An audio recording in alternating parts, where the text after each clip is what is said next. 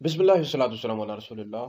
ایک سوال ہمارے پاس آیا کہ جو بیت المقدس ہے اس کی تعمیر کس نے کی ہے؟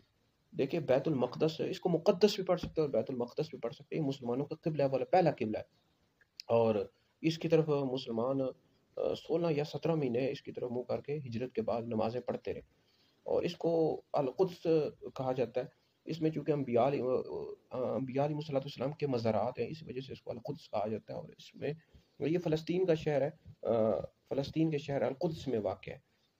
بیت المقدس یا بیت المقدس بھی پڑھ سکتے ہیں، اور اس میں بہت سے انبیاء علیہ السلام کے مزارات ہیں۔ اور باقی اس میں یہ ہے کہ اس کی جو تعمیر ہے، یہ خانہ کعبہ شریف کی تعمیر، یعنی پہلے خانہ کعبہ شریف کی تعمیر ہوئی، پھر اس کے 40 سال کے بعد بیت المقدس کی تعمیر ہوئی ہے۔ اور اس کی جو تعمیر تھی حضرت سیدنا آدم علیہ السلام نے کی، یا ان کی اولاد میں سے کسی نے کی ہے۔ پھر حضرت سیدنا سام بن نوح علیہ السلام نے اس کی تعمیر کی ہے، اور مسجد اقصی بھی بیت المقدس ہی میں واقع ہے۔ اور مسلمان ہجرت کے بعد 16 یا 17 مہینے اس کی طرف منہ کر کے نمازیں پڑھتے رہے۔ اور اس کی جو پھر خانہ کعبہ شریف قبلہ ہوا، یہ ہجرت کے بعد 15 رجب تھی، اور پیر کا دن تھا، اور مسجد بنی سلمہ میں اس کی تبدیلی ہوئی ہے نماز ظہر کے دوران۔ پھر ہمیشہ سے مسلمانوں کا جو اب قبلہ ہے وہ خانہ کعبہ شریف ہے، پہلا جو قبلہ تھا وہ بیت المقدس تھا یا بیت المقدس تھا۔